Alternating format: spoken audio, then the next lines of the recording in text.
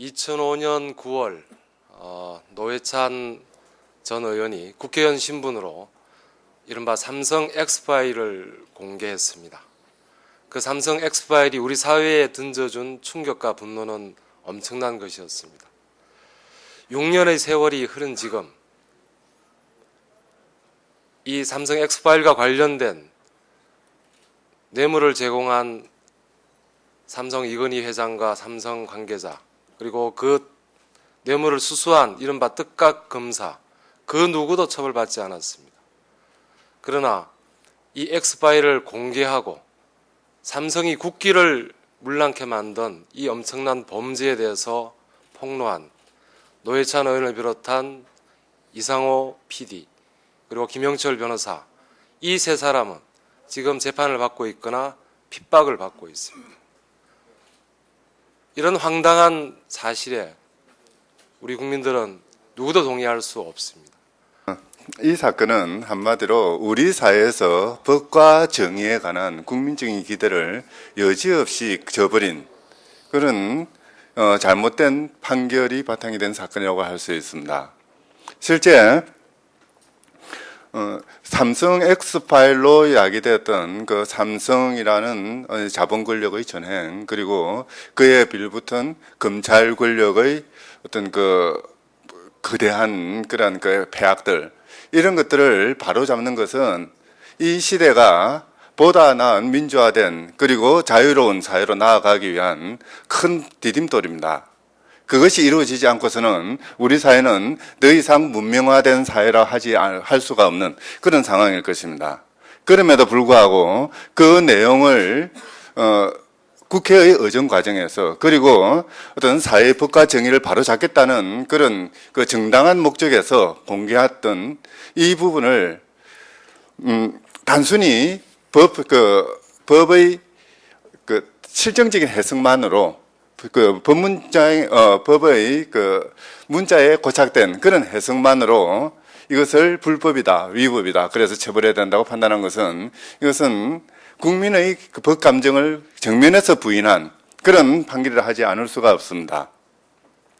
명색이 정책법원을 지향한다는 대법원에서, 그리고 오로지 법 판단만 해야 되는, 사실 판단을 해서는 안 되는 그런 대법원에서 자의적으로 법을 해석하고 그것을 확장 해석하고, 그래서 어떤 사회의 올바름을 바로잡겠다는 그런 한 전 의원이죠. 의원의 그 노력을 이렇게 불법으로 규정하는 이런 일은 있어서는 아니 될 것입니다.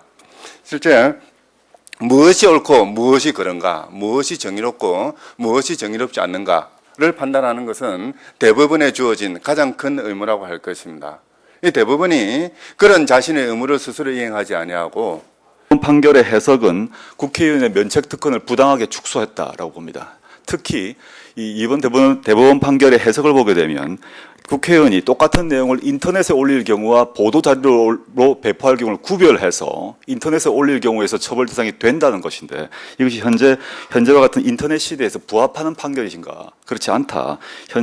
그 시대착오적인 해석이 아닌가? 양자를 구별하고 전자, 즉 인터넷에 올릴 경우에서 처벌하고 그렇지 않은 경우는 처벌하지 않는다는 해석들이 현 시대의 상식에 부합하는 것이 의문스럽고, 이런 좀 그 무리한 해석을 통해서 사실상 국민의 대표기관인 국회의원이 자신의 활동을 하는 것을 심각하게 제약하고 있다고 봅니다. 이런 세 가지 점에서 보았을 때 저는 첫째, 지금 헌법재판소에서 이 통비법의 법정형 등등을 엄밀히 검토해서 그 위헌성 여부를 따져주시길 바라고요. 두 번째, 지금 파기환송되어서 하급심에서 곧 이제 다시 판결을 하게 될 것인데, 현재 국민의 상식에 기초해서 어떠한 판결이 옳은 것인가에 대해서 판결을 해주시길 바람하지 않습니다. 이렇게 국민의 상식을 뛰어넘는 판결, 물론 이러한 판결이 사회의 발전을 위해서 있는 것이라면 모르지만 아마 국민 모두가 이번 판결이 결코 사회 발전을 위한 것이 아니라 국민의 상식에 반하면서까지 사회의 퇴행을 불러온 그러한 판결임은 누구나 잘 알 것 같습니다. 공익을 위해 국회의원으로서 직무 행위를 다한 노회찬은 무죄다. 오는 6월 29일 노회찬 진보신당 상임고문에 대한 파기환송심이 열린다고 한다. 검찰에 뇌물을 준 사실이 명명백백히 드러난 것이다. 당시 대부분의 언론은 이 사실을 연일 머릿기사로 다루며 대다수 국민들의 비상한 관심을 반영했다. 그도 그럴 것이 무소불위의 권력을 휘둘러온 삼성과 검찰이 검은 돈이라는 강력한 접착제를 통해 마치 한 몸처럼 서로부터 불법을 자행해온 사실이 드러났기 때문이다. 삼성은 이건희 회장의 부당한 자녀 세습을 위해 온갖 불법 편법 행위를 저질러왔고, 검찰은 뇌물을 받아가며 마치 삼성의 법무팀처럼 불법 행위를 감싸온 것이다. 노회찬 의원과 더불어 MBC 이상호 기자, 김영철 변호사 등이 용기 있게 고발한 사실들은 오늘 이 자리에서 일일이 다 말하기 힘들 만큼 방대한 것들이었다. 3일 대법원 판결은 시대착오적이고 사회 정의에 역행하는 것이다. 대법원 판결은 첫째, 의정활동이 국회 방송으로 바로 공개되고, 또한 의정활동이 모두 의원 인터넷 홈페이지에 게재되는 현재와는 환경이 전혀 달랐던 1986년에 있었던 유성환 의원의 통일국시와 관련된 면책특권 관련 판례를 적용하여 보도자료의 홈페이지 게재 행위를 면책특권 대상에 해당하지 않는다고 본 것으로 부당하고, 둘째, 제3자가 녹음해서 알려진 대화 내용을 우연히 알게 된 경우 그와 같은 대화 내용을 공개하는 것도 통신비밀보호법 위반죄가 성립한다는 것은 형법 법규 해석에 있어서의 확대해서 금지나 유추해서 금지를 위반한 것으로 부당하며, 셋째, 거대 언론 사주와 거대 재벌 2인자가 고위검사 중 누구에게 떡값을 전달할 것인가 하는 대화 내용이 비상한 공적 관심의 대상이 아니라는 것은 상식에 반하는 것이고, 마지막으로 안기부 도청 녹취록의 내용에 대하여 제대로 수사가 진행되지 않는 상황에서 인터넷 홈페이지에 보도자료를 게재하지 않고 단지 수사를 촉구하였다 하더라도 과연 검찰이 수사를 제대로 하였을 것이냐는 점에서 국회 법제사법위원회 소속 국회의원으로서 국민의 관심과 여론을 모으기 위해 홈페이지에 보도자료를 게재한 방법이 상당성이 없다고 한 것은 이해가 되지 않는 것이다. 그와 같은 점에서 대법원 판결은 매우 부당하며 국민 상식에 전혀 부합하지 않는다. 공익을 위해 국회의원으로서 직무행위를 당한 노회찬은 무죄다. 우리는 6월 29일 열릴 파기환송심을 예의주시할 것이다.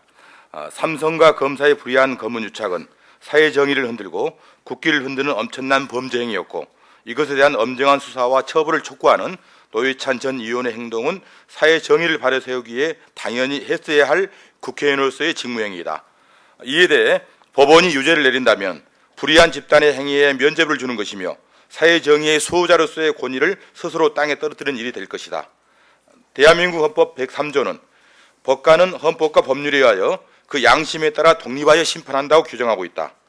헌법 조항에 걸맞게 법관의 양심에 따라 사법부가 노회찬 고문에 대한 현명하고 올바른 사법적 판단을 내려줄 것을 다시 한번 촉구한다. 무엇이 우리 사회에서 진정한 정의인지 함께 고민하는 많은 국민들의 지지와 응원을 부탁드린다.